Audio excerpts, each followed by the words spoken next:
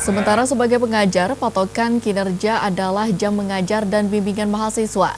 Muhammad Atabari, seorang dosen Politeknik Samarinda, harus diberhentikan sebagai pegawai negeri sipil PNS. Ia memang tidak tertib dalam absensi secara rutin.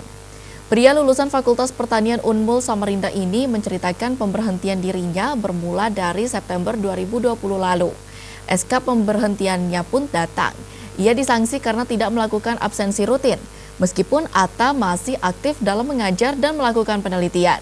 Selain dipecat sebagai PNS, dirinya dalam surat tersebut, dirinya tak memperkenankan ia untuk mengajar di kampus. Atta tak berdiam diri. Di bulan September, dirinya mengajukan banding atas keputusan Badan Pertimbangan Kepegawaian BAPEK yang dipimpin oleh Menteri Pendayagunaan Aparatur Negara dan Reformasi Birokrasi PAN-RB. Atta melakukan gugatan dan menang hingga kasasi.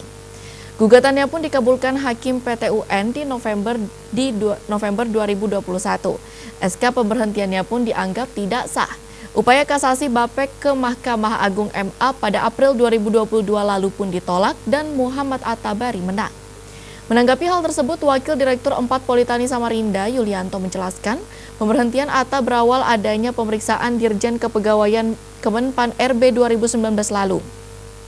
Atta termasuk menjadi temuan lantaran tak hadir lebih dari 100 hari. Dari hasil pemeriksaan tersebut, Dirjen menginstruksikan agar menindaklanjuti temuan tersebut. Perihal tentang Atta menang dalam proses peradilan, ia menyebut saat ini Politeknik tengah berkonsultasi kepada Kemendikbudristek terkait aktifnya Atta sebagai dosen.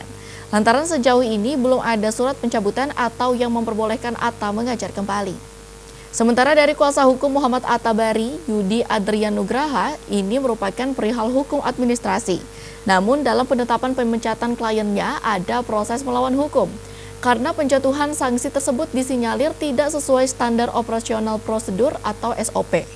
Rencananya pihaknya aja melayangkan gugatan ke Pengadilan Samarinda. 20 tanggal 15 September saya mendapat SK pemberhentian karena SK pemberhentian itu berjalannya sejak saya tanda tangan, jadi 15 September 2020 saya tanda tangan. Kemudian saya punya waktu 14 hari berdasarkan peraturan perundang-undangan untuk melakukan banding administratif, yaitu keberatan.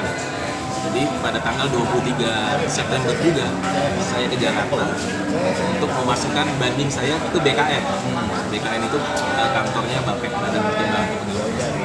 Oke, selanjutnya harusnya berdasarkan peraturan perundang-undangan BAPEK harus mengeluarkan putusan 180 hari, jadi sekitar 3 bulan. Beliau itu bukan Politeknik Pertanian Negeri Samarinda. Karena status kami semua pegawai di sini itu adalah pegawai Kementerian Pusat. Jadi yang berhak memecat adalah Kementerian Pendidikan dan Kebudayaan, Riset, Pendidikan Tinggi lah, misalnya Kementerian Pendidikan, kira-kira gitu ya. Jadi kami tidak berhak memecat sebenarnya. Kami hanya melaporkan data yang ada. Beliau ini absensinya kosong ratusan hari dalam setahun, gitu misalnya. Kemudian dilaporkanlah ke kementerian. Karena kementerian minta. Karena kementerian yang minta. Karena dalam waktu itu ada yang namanya tim inspektorat datang ke kami mengecek seluruh aspek. Kayak tim auditor lah, kira-kira kayak gitu. Kita namanya inspektorat. Dan kemudian menemukan, ini kenapa beliau-beliau ini absennya kosong tapi tidak pernah ditegur, diproses dan segala macam. Kira-kira seperti itulah. Tekankan dulu ya bahwa ini pertama ini masalah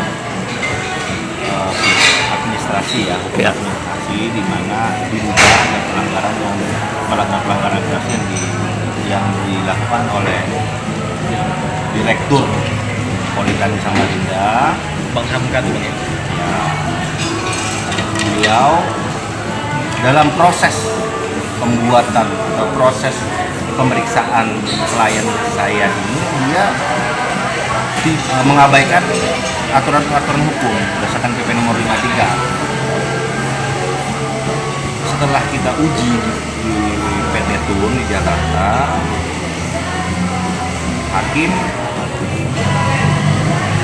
pertimbangan hakim menyatakan bahwa benar. Harusnya kan bisa ditindaklanjutin. Samarinda, Tupian TV.